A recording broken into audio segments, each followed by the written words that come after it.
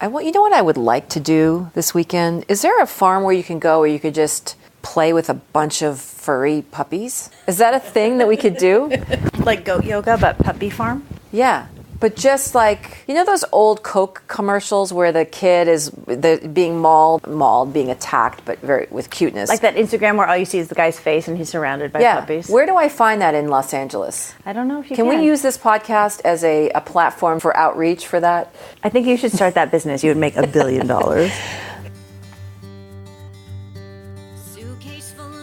You're listening to The Other 50%, a herstory of Hollywood. I'm Julie Harris Walker. This is the podcast where I talk to successful women in entertainment and hear their stories. Our presenting sponsor continues to be the entertainment payroll company Extreme Reach. They have the most comprehensive suite of tools and services to support all areas of media and content creation, from tax incentive support to accounting software and payroll services. If you are creating content, you need them, call them and tell them I sent you. Today I interviewed my friend Ayser Salman for the second time because her book, The Wrong End of the Table, is coming out March 5th. So I wanted to have her on to talk about it. She was previously on episode 47, so that was a while ago, and if I'm remembering correctly, it was hilarious, and maybe because we were having wine and cheese. So if you want to hear her entire story, go listen to that episode, or more relevantly, buy her book, which we will talk about now. You can find us at The Other 50% for added features, photos, show notes, and the merchandise.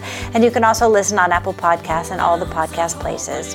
And if you haven't already, check out the Kiss My Age show, which is where women of a certain vintage, grown-ups, talk about anything and everything and all the things that matter. It's hosted by Lasta Drakovic, Karen Samuelson, and me. We laugh, we cry, we learn stuff. All right, here's my conversation with Ayser. Have a listen.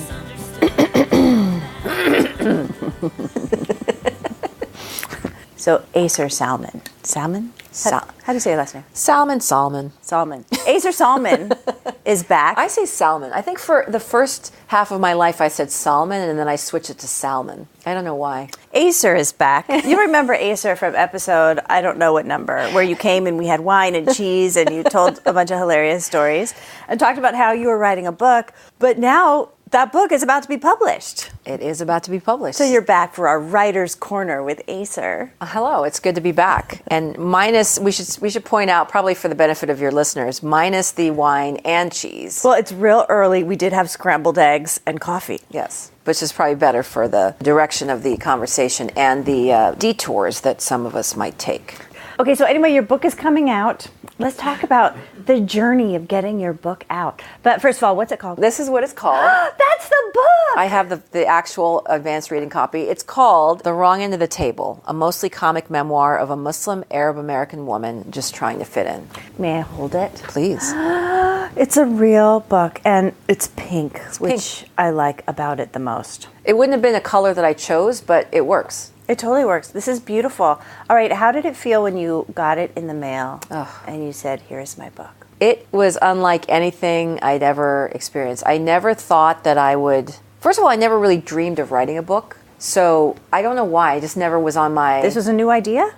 Yeah, so it's an organic. It developed organically. I'm a writer producer in do we say Hollywood anymore? It's Hollywood in the industry, whatever. So I've been writing. My day job is a writer, producer, editor for promos and behind the scenes and content and things like that. And so like little mini documentaries and stuff that mainly promotes the film. The storytelling. Storytelling, right. And then I've also been pursuing a career as a TV writer. So I've had a couple of pilots optioned.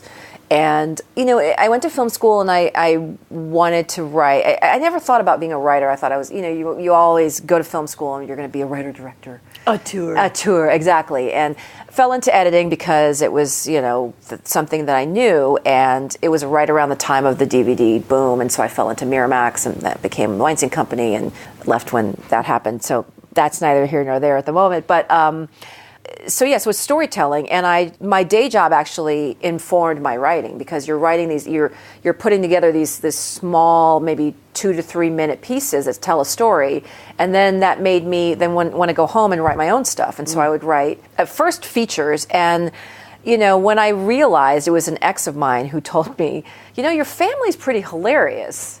Prior to that point, I thought that they were anything but hilarious, or hilarious in quotations.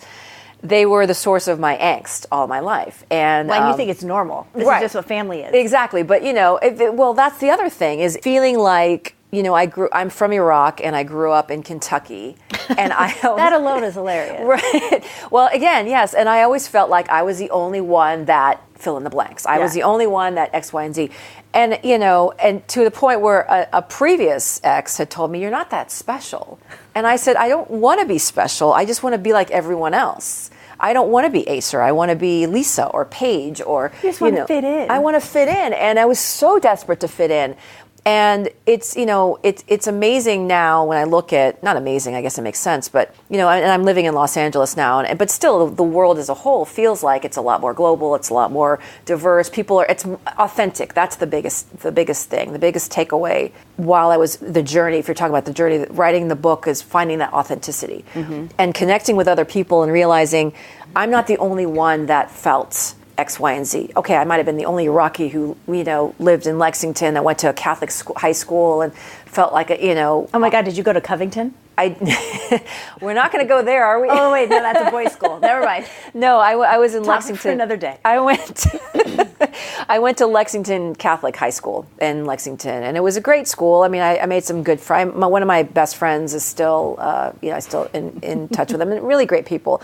But because I felt like an outsider, it's an internal thing that then you can project on any of your surroundings. And again, it was in the 80s. It was before, I think the only news that was happening in the Middle East was probably the Libya. There was something happening with Libya. Yeah, and that was so far away, and who knew what Libya was? Right, but at the time, I think in my high school, people, I would hear, it was the first time I heard, let's just bomb that part of the world, that kind of thing.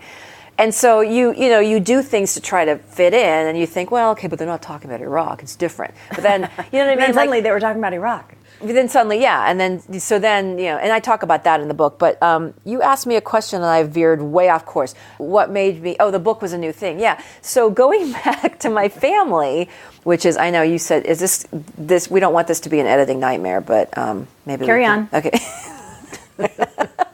See, I'll make you edit it if it gets too bad. If I can't deal, Ayser, edit your own podcast. So you asked me, why did I write this book? Or did you ask me that? I didn't ask you that, but I would like to hear the answer to that. Like, you got to a point where, my stories might actually be interesting. Right. So it was my ex who actually said, my ex, John, who I'm still very good friends with, who had mentioned, that my family was pretty funny. And I had already started incorporating them into, aspects of scripts. And I decided, well, why not write a whole thing about my family? And it just lent itself not to be a feature, it lent itself more to be a TV show. And so I started writing them into my TV pilots, and I've written various versions of them. Always the thread is always the daughter the dutiful daughter trying to escape, right? So I did a high school version of that, and then I did an adult version.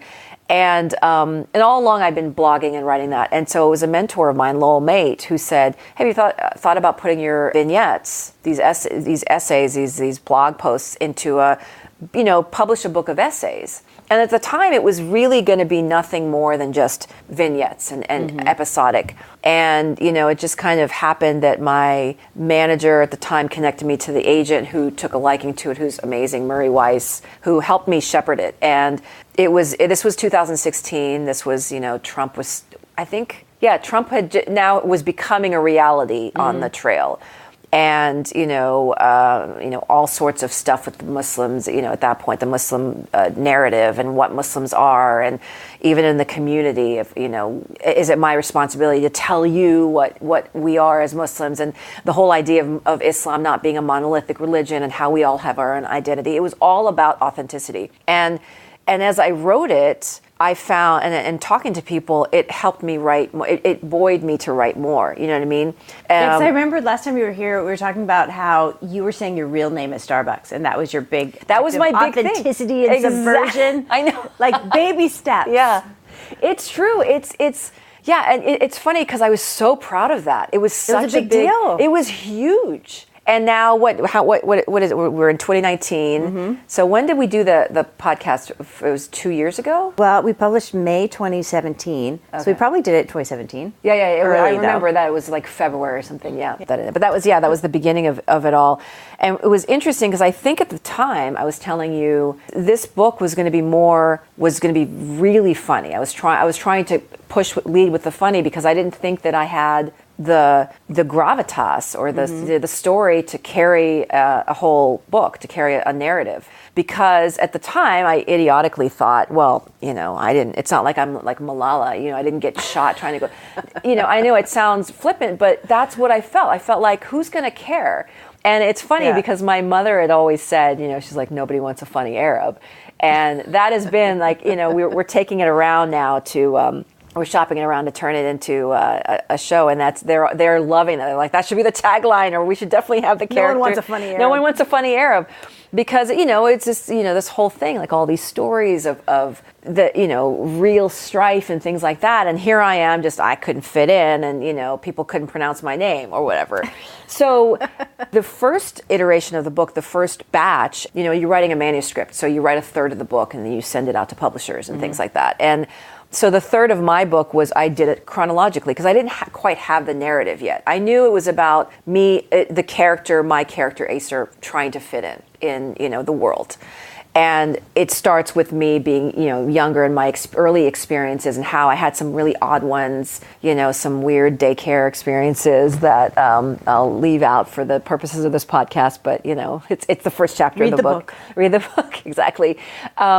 And it, so it's like, it starts typically, a normal immigrant story. But then to me, I felt like, well, I didn't have any horrible experiences. But it's interesting when you start to write about it and when you start to talk to people and they say, oh yeah, that's interesting. I felt the same way. And there's somebody who's not Arab, who's not even a woman. It could be a white guy or, a black guy or, something that... There's something about the more specific you can be, the more universal it is. Exactly. And that was the biggest lesson for me, which, I think is the crux of any storytelling. I teach now and I tell the students, you got to be specific, which I think I always knew, but there's also a difference when you're writing screenplays because you're burying, my views are buried under the character of Summer or are buried under the character of, Casey or whatever. It's not me, but suddenly here it's me and it's my family. And how vulnerable did that make you feel? Oh my God. It was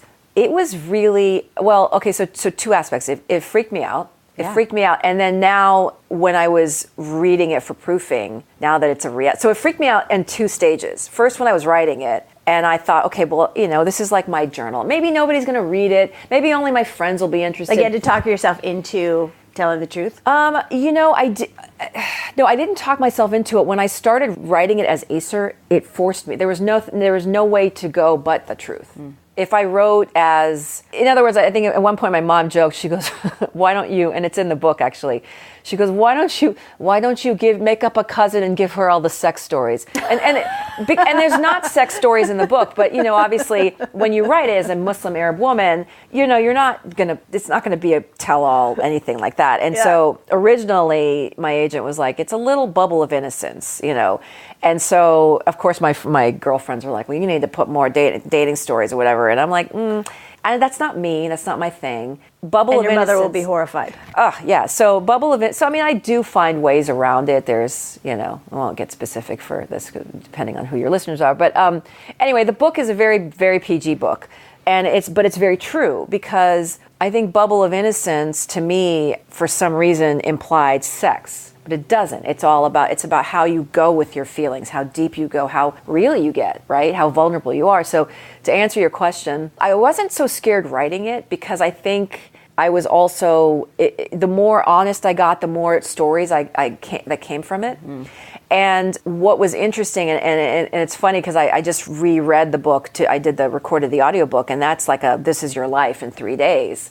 I found when I was writing it and editing it for purposes of the the proofing stage, I read it twice. I just reread it recently, so I kind of went through that whole like, am I insulting this person, this group, or how can I say this more sensitively?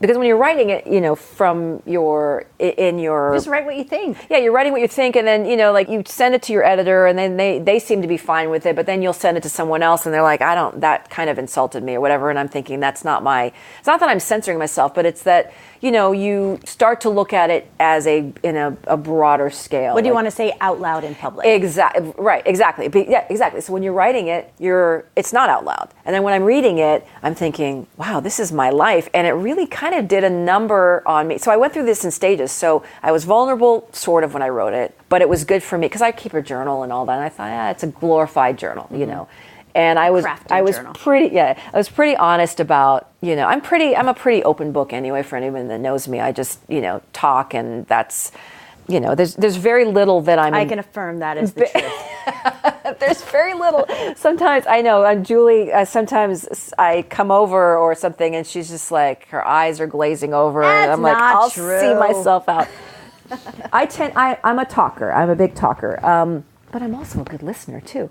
Anyway, So the first stage was writing. The first stage was writing. The second stage was reading it, and then and again also tweaking it because when I wrote it was at this point years ago. 3 years ago, and now I'm looking at it and okay, how is it not changing my view, but also just like the minor things like what's going on in the world. Okay, I have to incorporate this and that kind of thing. Your perspective changes a little. But here's the thing that I was so surprised about. I did not. Maybe most writers know this, or most creative people, or people that tap into stuff. I didn't know this. Is the best time for. I think the reason I was able to be so authentic, excruciatingly so, was because I was going through a lot of the stuff as I was writing it. I did a lot of growing in this book. I think the book helped me. It was a kind of went hand in hand where, I was working through some minor stuff that, that I had been, dealing with over the course of my life. I mean, it's like everybody goes through the self-help stuff and does the books. It's very therapeutic, I imagine. It was very therapeutic, and I wrote it. I did a lot of my big growth. I mean, I'm sure there's more growth to come, but a lot of my transformation, I feel like, happened from 2016 to 2017, mainly because of the ability to be authentic, the ability to talk about things. And a big part of that was around, and I talk about it in the book, that Trump was a bit of a catalyst for this, because suddenly here's this person who's representing the government who's saying these things that are somewhat hateful. Yeah. Not somewhat. Somewhat hateful. Yeah, very hateful. And so it was, okay, well, now's a time for, we can't hide our voice. The good ones can't ignore it. We can't ignore it, and we can't hide who we are. We have to, if this is going to happen, if there's quote unquote authenticity, or whatever you want to call it, whatever they're doing in Washington, we're not going to get political, but it was suddenly time for me to raise my voice. And it was interesting because I discovered this concept of intersectionality around that time, which has been around, but it was really happening. The first Women's March, I was noticing the difference between, the women that marched, which were, in general, they were Caucasian women, right? And then I was talking to some friends of mine who were African-American women who were less than thrilled that suddenly these Caucasian women were, feeling great about doing, suddenly had joined the fight. Right. And acted like we had just discovered it. Right. And so it was this interesting thing I was watching on my Facebook pages, and I love both of these women that I'm referring to. And I just thought, this is, wow, it's the first time that I looked at both sides and went, but they both sides have a point. And it's nobody's business to tell the other side that they can't have that viewpoint. And I'm grossly simplifying intersectionality. I describe it, there's a definition, you can Google it, but I'm grossly oversimplifying it. But for me, it basically allowed me to feel what I want to feel and verbalize it without people thinking I'm weird or you're being dramatic. My whole life, being an Arab, being an immigrant, inevitably I was with people that weren't Iraqi, that weren't there. There was nobody that was Iraqi that was, had gone to a Catholic school, lived in Saudi Arabia, that had my exact experience. Yeah. Or came from, being the oldest of a family where you're supposed to be the dutiful daughter. You know what I mean? And so I had bought into that narrative of, oh, you're being dramatic. Right. Mainly from, and again, I don't want to single them out, but a lot of my friends were white women. A couple, actually, I had a friend who was also Iranian and who told me the same thing. But you know what I mean? Like it was, I don't know if she was also buying into that. So again, without getting too deeply philosophical or sociological or whatever, for me, all my life was being told I should be doing this, or I shouldn't feel this, or you should feel X, Y, and Z, and me wondering why I don't feel those X, Y, and Z things. That suddenly here we were in 2016 or 2017, and anything went. I mean, everybody was like, I'm mad. And then the other person's like, well, I'm mad too. And I feel guilty. And why do I feel, and it was, to me, it was amazing. It was it was the first time I felt like I fit in to the world. And I know that sounds really dramatic. Because nobody fit in? Because nobody fit in and they were being open about it. Yeah. That's what it was. It's not that I want misery loves company, but it was that suddenly, I was connecting more with people, and they were, they're like, yeah, I don't, whereas before they might pick a fight, and I'm not I don't avoid, discussion or anything like that. I mean, I used to a lot. I was a big avoider of conflict, but I think it was because of that, because it was like, I just didn't know how to argue it, and I didn't want to seem quote unquote stupid. I mean, I've spent my whole life not wanting to feel stupid, not wanting to appear stupid.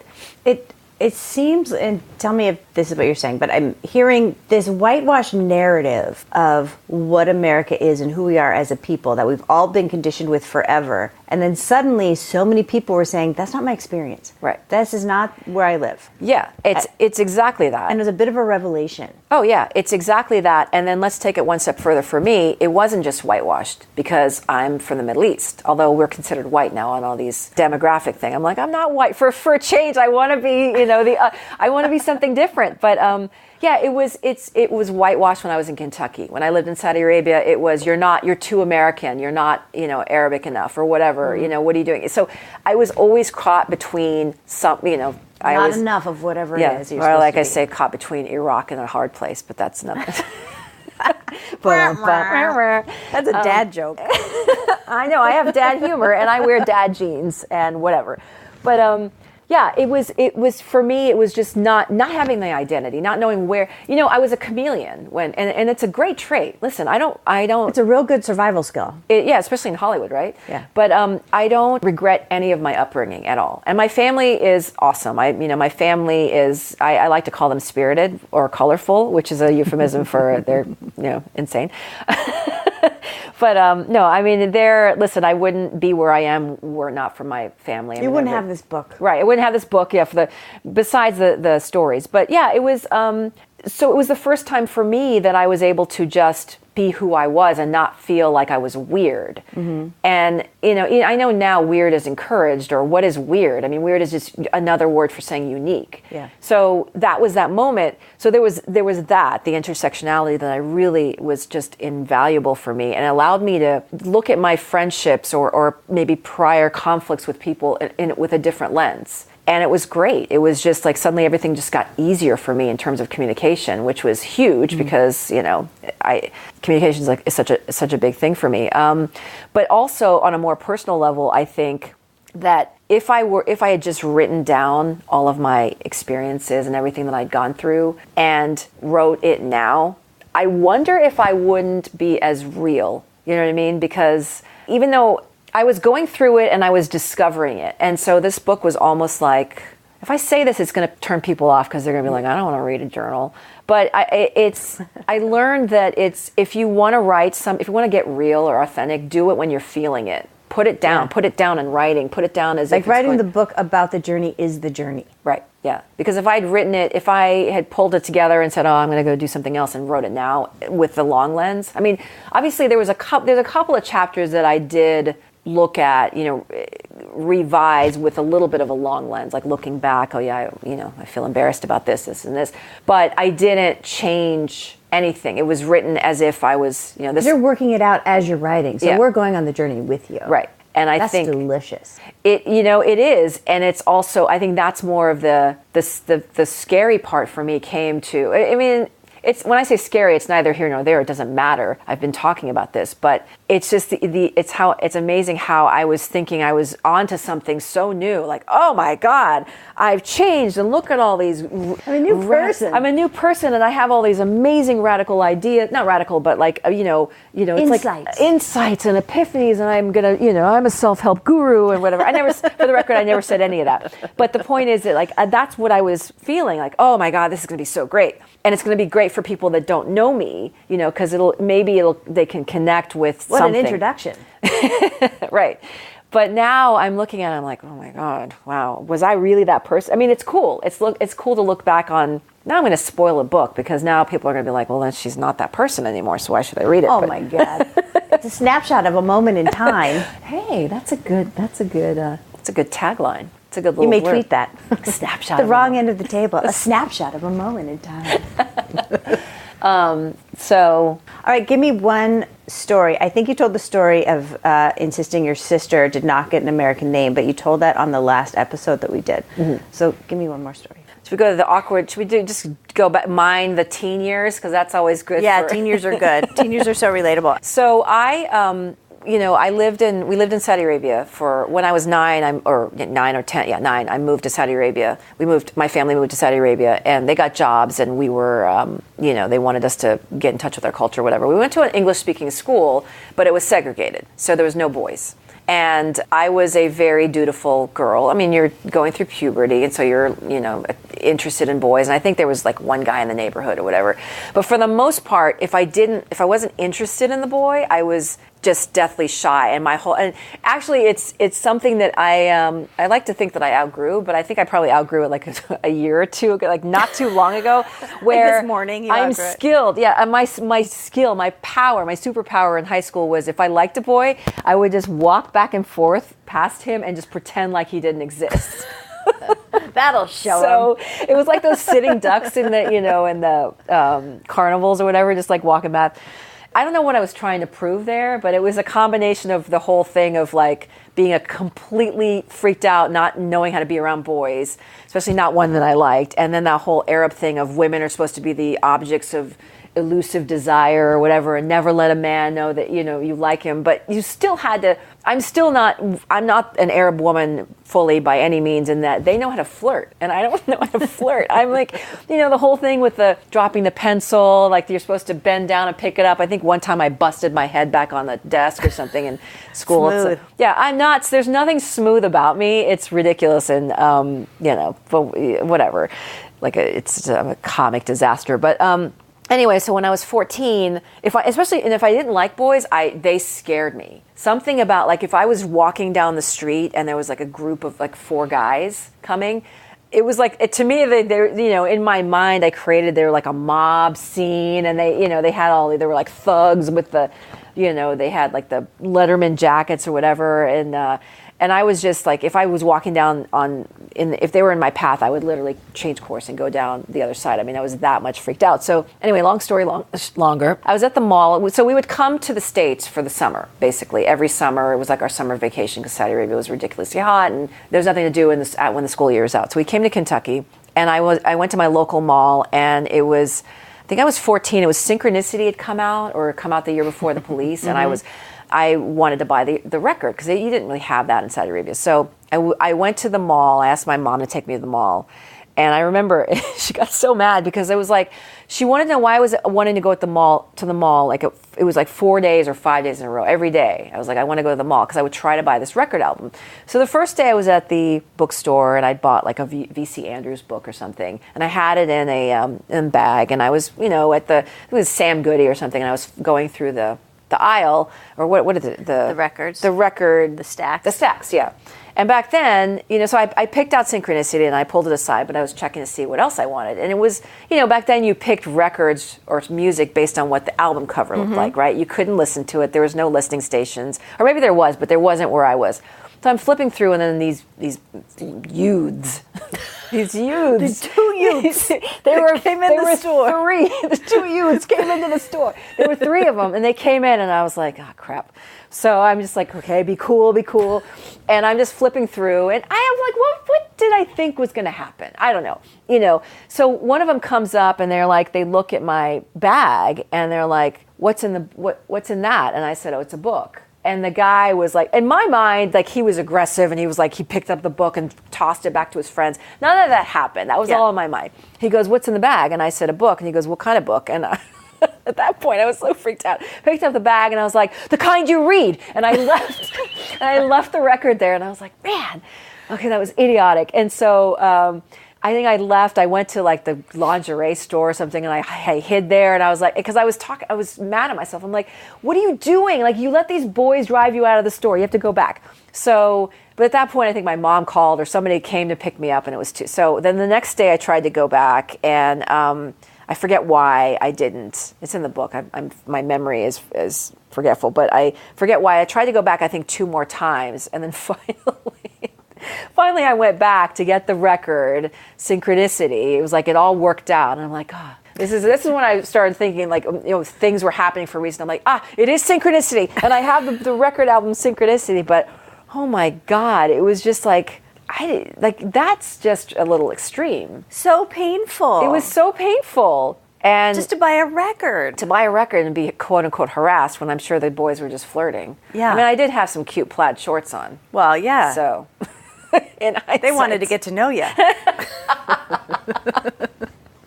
Not to my 14-year-old freaked out brain. I mean, and that's what story they told. We were at the mall today and we saw this girl. I asked her what book, and she ran out of the store. Like, what? Exactly. Yeah. Yeah. Well, and that's the thing. So I have to apologize to all of what my part in. Luckily, they didn't know that I was Middle Eastern, but yeah, it was just like stuff like that. And for some reason, like my dad was always cock blocking. Can I say that on your podcast? Yeah, sure. Inadvertently, but also one time, again, probably that same trip, we were at the roller rink, and I don't know why I was there with my family, but we were there, and because I loved roller skating, and so I was skating, and then this boy comes up to ask me to, roller skate, and my dad was maybe across the rink. You remember rinks yeah. Riverside. He was across the rink, and literally, like, it's like with the laser. The kid comes and rolls over to me to skate, and I can picture it as if it was a movie. Like the spotlight shines on us, and then like shines on my dad, and then my dad literally like scaled. He was like a hurdler jumper in the Olympics. He scaled over the bench, and he's like, "No!" And I'm just like, "Oh my God!" It was. So you didn't get to skate with the boy? I did not skate with the boy. I think I promptly left, and it put me off skating for a while. Yeah, that's rough. Yeah. I'm curious, when you were going back and forth between Kentucky and Saudi Arabia, were you expected to behave differently in those 2 different places? Oh, yeah. Like, how'd you have to behave in Saudi Arabia? That's what I really want to know. Well, it's all in the book. You know what?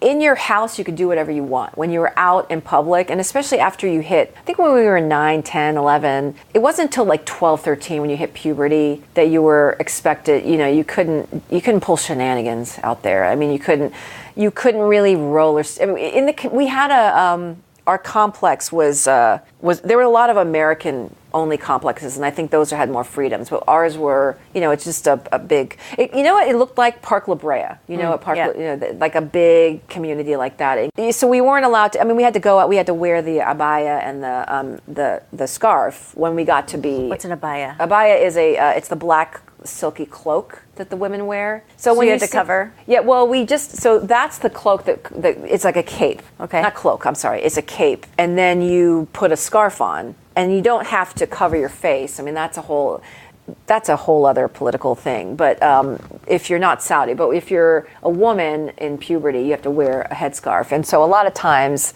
we were kids still, and so when we were going around playing, we would put on the abaya, and you can it's barely on, and you're wearing jeans, and then somebody would come and tell us, you women don't behave this way or whatever, like playing in the sand or Now, did you just pick that up, or did your parents sit you down and say, now we're in Saudi Arabia and here's how you behave? No, when we got to the airport, my mom, said these are rules you have to do. When we got to the airport, and there were things like they were searching our bags and anything. You found a magazine, and it had, like a girl lounging on the in the pool, she was wearing a bikini or a one piece, but that's haram. That's considered forbidden. And so I think he confiscated it, and it was just like stuff like that. Or they scribble out the anything that's risque. The contraband you were bringing into the country. Yeah, you're not supposed to have it. And that was then. That was in the 80s. So the early 80s. So I don't know. Things are different now, and I don't know which direction it is. But that was back then. Like those were. So yeah. So she, it was like these are rules. You have to do these things, and I don't think my mom was too thrilled about it either. But when in Rome. But listen, for me, I was 9. I was not a weirdo for the first time in my life. I fit in. I came to school and they didn't ask me, why don't you put deodorant on or whatever nonsense, like like all this stuff. They were genuinely happy to see me. It was great. I felt like I fit in, and so we left before I was 15, so I didn't have to worry about driving. So I was happy. I was fine to put on the. It took a while to get used to it. It took took like a good year or something for me to really acclimate, but then I made friends, and some of the best friends in my life that I still have. So for me, it was a nice little bubble. That was my bubble of innocence. I didn't have to worry about boys. It was annoying that I didn't, but we could all have our little crushes from afar, which sometimes you never get rid of. But I really enjoyed my time there because I was able to focus on what worked for me about it. But after a while, we got annoyed. It was not like with anything. You got good and bad, but for the most part, it made me realize I wanted to be a storyteller, filmmaker, or writer, because there was so many different types of people, and I was constantly moving around. So I think that's the thing. I needed the key to unlock that I wasn't this weirdo, that I had a place somewhere, and that was ironically the first place that allowed me to do that, because everybody wasn't. So it was people like me. It was people that were, Pakistani descent, but they lived in England, or half Pakistani, half American, so they were also straddling both cultures. It wasn't like we went to a Saudi, a school with just a lot of Saudi girls. There were a couple of girls, but for the most part, it was people that were, that got this great opportunity to teach, and and then we left, and then after the Iraq War, I think a lot of our Iraqi friends were told to leave too, but we're not getting into the politics of it all. All right, we're going to read the book, The Wrong End of the Table, a mostly comic memoir of a Muslim Arab American woman just trying to fit in. When does it come out? March 5th. And you can get it on Amazon. You can get it on Amazon, or if you go on IndieBound, I believe. You know what? You can go to aysersalman.com, and all of the information is there. It comes out on the 5th of March. I'm super excited. You can pre-order it now, but you can also get it when it comes out. I accidentally pre-ordered it twice, so I'm going to have 2 copies. I like how you added the accidental. Give it as a gift. It's a great Easter. Do people give Easter gifts? Well, we're about to start giving Easter gifts, and what better than a book by a Muslim? Exactly. There you go. Thank you, Ayser. Best of luck with the book, and I hope you sell your show, and I hope you still talk to me next year when you're famous. Please, you can't get rid of me. Thank you. You've been listening to The Other 50%, a herstory of Hollywood. I'm Julie Harris Walker. I'd like to thank Ayser Salman for sharing her story. And special thanks to Jay Rowe, Danny Rosner, and Allison McQuaid for the music. Please find us on your favorite podcast provider and leave a review. And of course, on our website, theother50percent.com, all spelled out in letters. For added features, bios of our guests, and the merch.